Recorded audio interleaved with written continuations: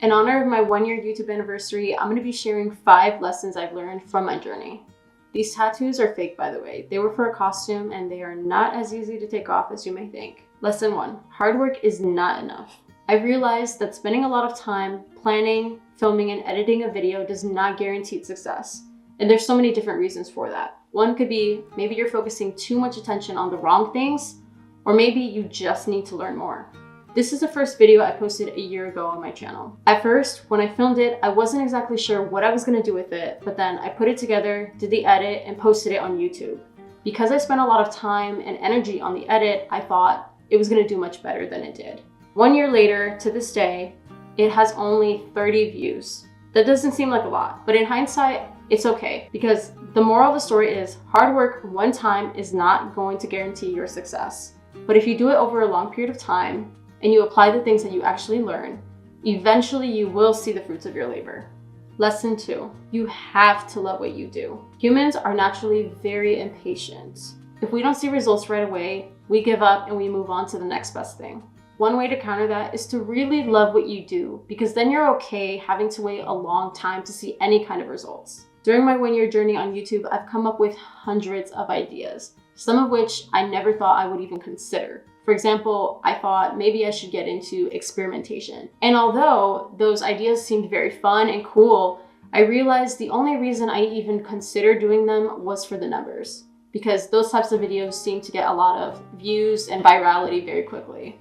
But the problem is, if I'm not doing something that I really love to do, eventually I'm gonna burn out. And yes, a lot of people burn out whether they love it or not, but you're gonna burn out much faster and may even have resentment or regret for even trying it in the first place. So now I realize that even if my niche takes me a little bit longer to get to those higher numbers, it's okay, because at least I'm enjoying what I'm doing and I'm gonna be able to withstand it a lot longer.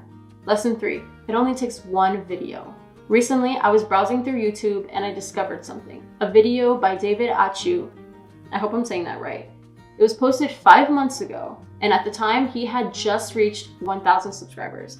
But since then, he has gained over 106 subscribers, all because of one video, which is ironic because in the video, he tells a story about a YouTuber who had a very similar situation happen to her. But little did he know that that was going to happen to him too. I know that earlier I mentioned that hard work one time is not enough to guarantee success. And this situation may seem like it contradicts that, but trust me, that couldn't be further from the truth. The video that essentially blew up David's channel was not his first one. It was his 99th. So you can see it took him a while. It was 98 videos of learning, building skills, and applying the knowledge that he learned to his other videos. I actually had a very similar situation happen to me recently. 1 month ago, I posted a video called How YouTube Changed My Life with less than 500 subscribers. At the time, I had 406 subscribers.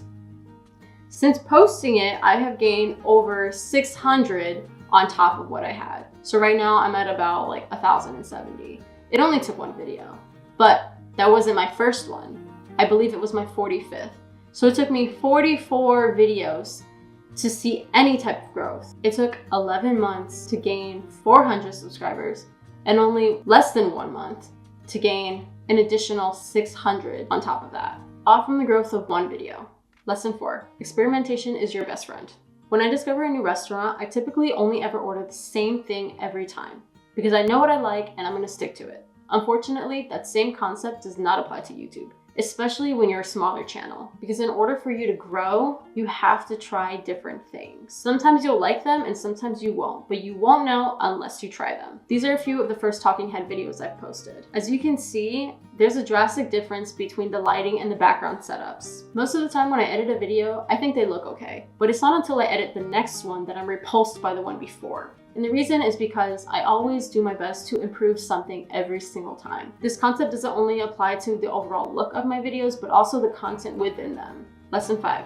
The numbers don't always make sense. If you're a content creator of some sort, you probably have fallen into the numbers trap and obsessing over your analytics. I think it happens way more often than not. Now, I can't say that analytics and numbers don't matter at all, because they do. I think if you don't focus on them whatsoever, it can be a little bit difficult for you to grow your channel. But the problem lies with the obsession over it. It can be easy to let it consume you, make what you're doing less interesting, and obviously that's not a good thing. And sometimes you end up obsessing over literally nothing because your video does way better than you think it will. The video I mentioned earlier that helped my channel reach 1,000 subscribers actually did not do well the first few days. On day 1, it only had 99 views. Day 2, 237 views. I was grateful, of course, to receive any views at all, but it just didn't do as well as I thought it would.